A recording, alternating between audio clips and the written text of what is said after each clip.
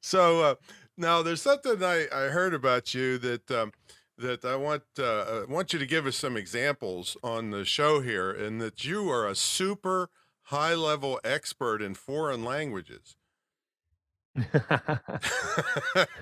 tell them, Did we talk tell, did we tell talk 'em about did we that. talk about that? No, Foreign but languages. it's my business to know, Mike. so, so You're yeah, talking about how at Buff State, I ended up yeah. they counted music as Tell them foreign about that. language. Tell them about Yeah, that. so my whole thing is I've been playing the drums since I was old enough to get my hands on some. Literally, it started with knitting needles. My grandmother's those big, thick knitting Yep, needles from yep. way back in the day. So I was a musician and played the drums in literally any school band possible that I could. And if you're wondering, well, he said foreign language, why are you talking about music?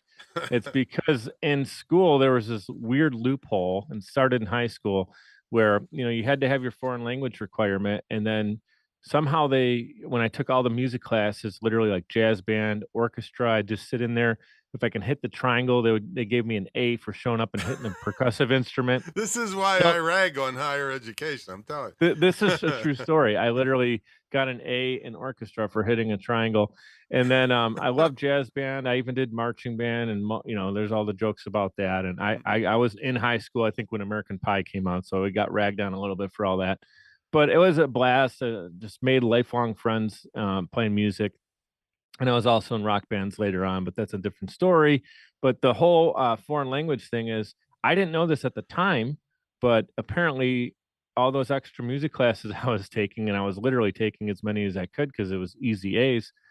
I go to Buffalo State College, which is a solid school here in town, and I didn't know what I wanted to do. I was actually going originally for elementary education, which I'd share that story if you care to hear it. And I'm sitting down with my advisor, and we're going through different credits and things that I need to hit for my freshman year, and they're looking at my high school stuff, and I'm like, "Okay, cool. I was a pretty good high school student. Nothing to reveal there that I'm worried about." And they start like lighting up about this foreign language requirement. Oh my god, you're kicking butt in foreign language. And I'm like, if she asks me to say my name in French, I could say "Je m'appelle Michelle," and that's about as good as I got. And I was just like holding in the laughter, and I literally remember going home and like just like crying, laughing that that actually works somehow, but I didn't even know that that existed. So that's just kind of that's the story on that. That cracks me up. Again, like you said, why I rag on higher education nowadays. So, Yeah.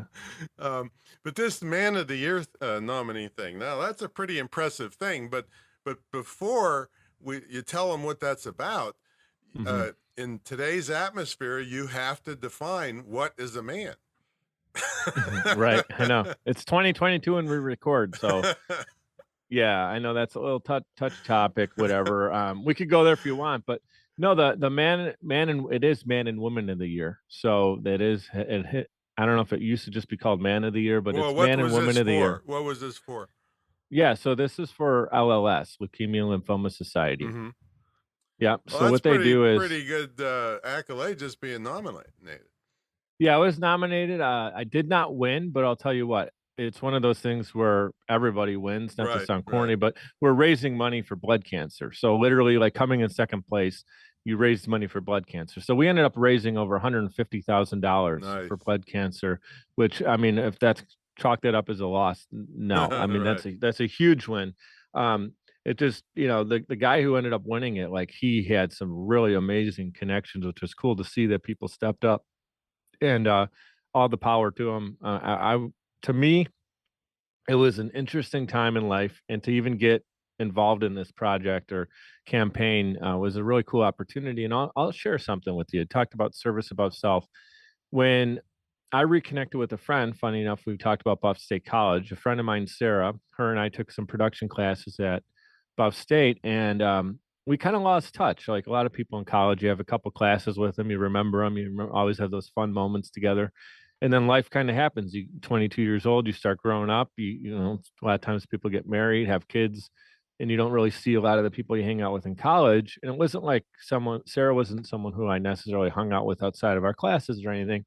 We just knew of each other, and liked each other. Like it was just a good friend to have and someone you respected. So interestingly enough, 10 years later, she is in this marketing role. I believe it was marketing, but